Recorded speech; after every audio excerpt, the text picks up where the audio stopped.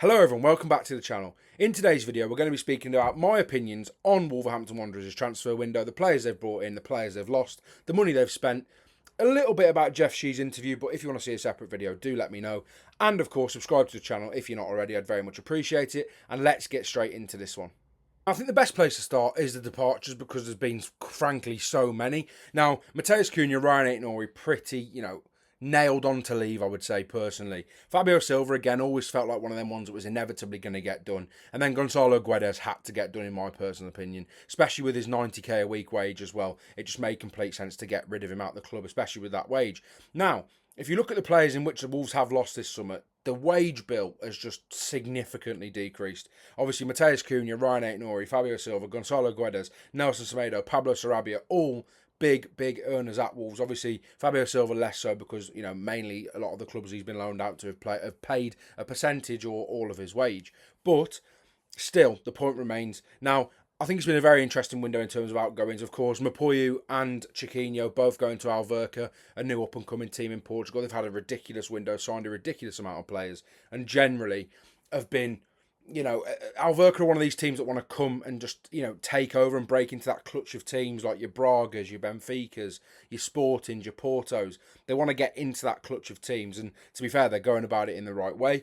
Obviously, Joe Hodge goes to Tondela, Chem Campbell as well, out the club. Tom King as well to Everton, which is a bit of a weird one, but I think the one thing I want to speak about here, mainly, there's a few things I want to speak about with regards to the loan deals. Now, Tommy Doyle and Boubacar Traoré both being loaned out without Wolves bringing in a midfielder. It seemed really rogue at the time, but I thought, they must be loaning them out for a reason. They've got to be, because surely they wouldn't loan two midfielders out without bringing one in, would they? They have, haven't they? They bloody have. Anyway, so yeah, it's been a bit of a mad one. Obviously lost Hodge as well. Hodge is never good enough to play Premier League football in my opinion, but still, that's three midfielders out the door that have been in and around the squad at points throughout their Wolves career. And generally, it's a bit of a mad one. Obviously, the Tommy Doyle deal is a crazy one in itself. 10 million buy option. And City have got 50% to tell on clause on that. So Wolves basically make nothing from the deal anyway if they do choose to exercise that. Nasser Giga looks, quite frankly, one of the worst defenders I think I've ever seen. So yeah, it's good getting him out the door, but for 10 million quid they paid for him. They paid 10 million quid for him. Beyond me. Absolutely beyond me. And then, of course, Pedro Lima's the one, and to be fair, Sasa Kalajdzic are the two, really, that are causing a bit of debate around the fan base. Obviously, I think many people, and myself would probably agree, that Hwang Hee-chan should have been the one leaving this summer out of him and Sasa Kalajdzic. I think Kalajdzic has something to offer in this squad. Obviously, he's now at Lask. But I think Kalajdzic could have offered far more than Hwang personally. Obviously, Hwang, gets on the score sheet the other day, and that may have played a factor into it. But for me, I think Sasa Kalajdzic probably, he needs a loan, but also I would like to have seen him get minutes around the squad because I think he probably could have done. Obviously, Orokodare coming in, which we'll speak about in a minute, does limit his minutes significantly, though. Then, of course, finally, the one I really want to speak about is Pedro Lima. A really good loan. Now, obviously, he's going to go to Porto. He's going to be playing in the B team initially. And if he can eventually get his way into the first team and play, and I think there's a buy option. I'm not sure, but I was pretty certain there was a buy option. And I think Porto would be silly to, if it's anything reasonable, Porto would probably be silly not to exercise it. Because I do think, as I've said previously, in one of my previous videos months ago, I actually did say Pedro Lima should go to Porto, which is a crazy one. So, this is the type of football and intellect you get on this channel. I did say that Pedro Lima would suit, a league and a team like that, where they want their fullbacks to push on and they want to be more offensive than defensive. And he will learn the defensive side of his game, of course, but that was my weakness with Pedro Lima and my biggest criticism of him, really. So that overall is a pretty mad, list of outgoings. Even players like Craig Dawson obviously left, free agent as well. Carlos Forbes has been really good for Bruges as well. Obviously, he was never going to get really done because he didn't really play that much. Now, as you can see here, which was really interesting, €2.5 million. Wolves have spent €2.5 million net this summer. Now, I'm not saying they should spend a ridiculous amount, and yes, it is very sustainable yet again. And the fact they've managed to keep Jorgen Strand Larsen is probably the biggest win of this window, to be quite honest. But it is still concerning. Now, Jorgen Strand Larsen making him permanent, no-brainer, brilliant. Orokodare, brilliant signing. If you want to check out my video on him, please do, because it's really sort of insightful. He's a player I've watched for a long time, and I love him. And, of course, did get on the score sheet yesterday for Nigeria as well. Fer Lopez, again, I like him as a signing, and hopefully we will see him more involved. Obviously, the Everton game and stuff like that, he wasn't really involved too much with. He hasn't really been involved that much in terms of starts. He hasn't been involved anyway. So it's one of them, but I'd love to see him, grow on as the season continues, really. Krejci, good signing, comfortable on the ball. Really like Krejci, as I've said numerous times on this channel. Jean Arias, want to see more from Arias. Don't get me wrong, he's had a few games. I'm not saying he's bad, but I would like to see a bit more from him in terms of his performance. Obviously, he's learning that left-hand side. Predominantly his whole career he's played off that right-hand side, really. So, of course, it's going to be a lot of adapting. But I would like to see Jean Arias sort of grow into the season. I do think he will. Jackson Tachua, for me, brilliant deal. Looks a real player. Looked really good against Bournemouth. And generally, against Everton, I don't think he was that bad either. And obviously looked good against West Ham when he come on and changed the game. But for me, I like Tachua, especially for the fee. Low risk, good age, stuff like that. Very good. Muller-Wolfer, again, this is a weird one. Really like the signing of him. I just think Hugo Bueno is probably preferred, and his performances are probably the reason why it's been preferred. He's been preferred. I think he's performed really well when he's come into the side, to be fair. And then, of course, you've got the loans returning, the likes of Fabio Silva, who came back from loan, and then you've got Giga, who's going back on loan, stuff like that. But generally, it's been a bit of a mad window. Obviously, Wolves still haven't got that midfielder in, which they so desperately needed, in my personal opinion, that midfield depth. And I think there's still a few positions Wolves should have been looking to bring in, to be quite honest. I think they could have done with another 2 or 3, personally.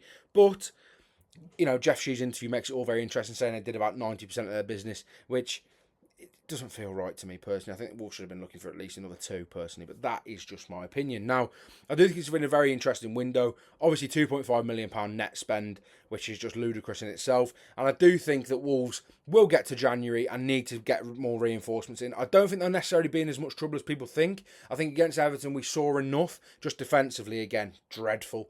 But in terms of, going forward and on the ball and in that sort of, final third area, that's what Wolves want to be. Wolves fans want to be seeing. You want to be seeing scoring 2 goals a game, but not conceding 3. So overall, it's been a pretty up and down window. People have wanted to know my opinions on it, and I think this is the best way to sort of speak about it. Really, there's been a lot of chat about Wolves' window, a lot of chat about the Jeff Shee interview. You may get a reaction to that, but it has come out a few days ago now, and I'm not sure if you guys will want to see that, but if you do, please let me know in the comments if you'd like to see that, because I think it's an absolutely insane interview, personally. This is how I expect Wolves to line up initially. Now, there are a few things that may be controversial, and I'm well aware now. Hugo Bueno at left wing-back over David Muller-Wolfer. I don't think that's too controversial, but given the fee that Wolves have spent on him, I think people might be questioning my decision there, potentially. I do think these two are a non-negotiable in midfield, and I think Tachua is a non-negotiable at right wing-back.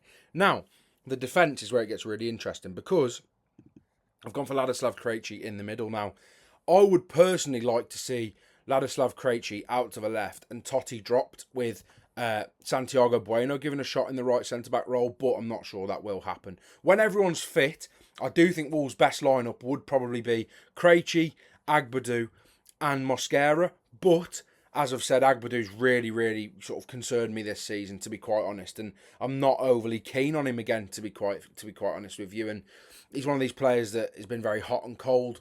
Towards the end of last season, if you actually watched some of his performances, he was very concerning as well, but people didn't notice it as much because Wolves had already guaranteed their safety. But Agbadou, I think you'd still keep him in, potentially. I think he could defend the channel pretty poorly, is my only issue with playing him in that right centre-back role. I think his defending the channel would be quite concerning, but equally it's been concerning through the middle, so I don't think you can do far too much really to offset that. Now, I do think that's probably the back three I think he will go for. I think he likes Totti, he wants Totti in there. I do think it would be a no-brainer to not have Krejci in there, especially given the fact that obviously he's come in for a decent fee. Obviously it's initial loan and stuff like that, but I do think Krejci is one that has to be playing. He's definitely better than any of the current centre-backs at Wolves, in my personal opinion, so I think it's a no-brainer for him to be in there. Now, the forward line's where it gets interesting. Now, Arias, for me, as I've said, I want to see more from him, but I would still give him the chance on that left-hand side because I don't think there's anyone there that could even play half as well as him, really, even the fact that he's not been ridiculous. But for me, like, Hwang's not particularly effective. Mane's not ready. There's not that many players that I would like to see out there other than Jean Arias. So for me, I'd probably, put him there. You could put Bellegarde there, as we saw against Manchester City. But in general, I think personally Jean Arias keeps that position on the right-hand side, left-hand side for now, Strand Larsen up top, just a no-brainer, has to play. And then Fer Lopez, he's been really promising. And as I've said, I want to see more of him. And I do think he may get more minutes. Now, of course, it probably will be Marshall Monetzi ball, won't it? Let's be completely honest. We probably will see Marshall Monetzi out on that right-hand side again and again and again and again, or Bellegarde again and again and again and again. But when is Fer Lopez going to get a chance? Now, I think he should get a chance currently, especially with the way he's played. Obviously, he's had minimal minutes. I think he played 21 minutes for the under-21s Spanish side. But generally, for Wolves, when came on, he's looked sharp, looked bright, looked like he can unlock that door. And I would like to see a lot more of Fer Lopez, personally, in my personal opinion. And I do think with Fer Lopez's want to drift inside and get into these areas, I do think that allows for the brilliant runs of Jackson Tchouaméni to bomb on, or perhaps even for Lopez to go wide and Tchouaméni to come inside. But generally, for me, that is an absolute no-brainer. To give Fer Lopez a run out. And if I'm being completely honest, this is what I would love to see. Now, Orokodare is going to want to come in and he's going to want to be playing football. He is far too good to be sat on the bench for a side that look to be struggling in the Premier League this season. Orokodare is just such a physical presence, such a dominant presence. He's a real good finisher, so comfortable in the box, creates bucket loads of chances. And, of course, the best football we've seen Wolves play all season was against West Ham, ultimately when they played a two up top with Larsson and Sasa Kalajic coming on. Now, Orokodare is much better than Kalajic in terms of his physical presence, not in terms of his height, but in terms of his actual physical stature. He's much stronger, he's quicker, he's a better finisher in my personal opinion. His movement's better, and generally just a better footballer in my personal opinion. So I do think this would be the team I'd love to see. Of course, I just mentioned I'd like to see more of Lopez, and I think Lopez would be perfect for this role. It would be absolutely perfect for that role. But I think John Arias has looked good. When he played there again against West Ham, he looked good when he slotted into that central position, picking those sort of, picking the ball up in these areas and really driving at defences, really. He was sort of dropping deeper and receiving it and going this side, going that side, and generally just anywhere on the edge of the 18-yard box, he was there causing havoc. And I would like to see this happen a lot this season, because especially with the likes of Hugo Bueno, he's got such a good delivery into the box.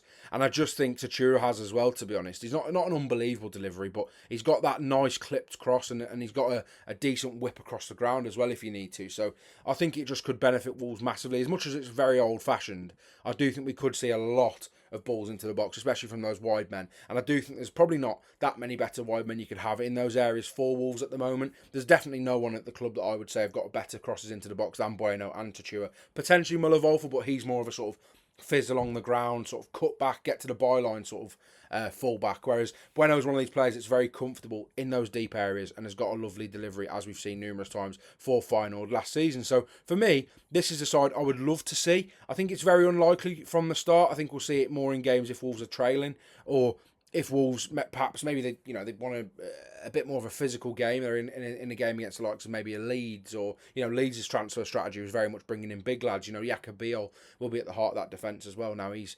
back from his suspension and stuff like that. And I do think it's going to be very interesting watching how Wolves do line up against the teams that will be in and around them next season as well. This season as well. I do think it's going to be very interesting. Now, let me know what you think about this lineup. Let me know what your dream lineup would be as well. I'd really like to hear them, and I'm really, really intrigued by them because I know a lot of people have different opinions to myself as well. Thank you all for watching this video. I really did hope you enjoyed it, and I really hope you're glad that I'm back. I will be back. The uploads will become more regular. Maybe not every day, as I say. I've still got a lot of stuff to be doing in my personal life, but they will potentially probably be one in every 2 days. If not, they will, I will aim to get them back to every day anyway. Thank you all for watching. I really appreciate your support. I hope that you're, still enjoying the channel. I hope you still enjoy these videos. Thank you all for watching, and I'll see you all in the next one.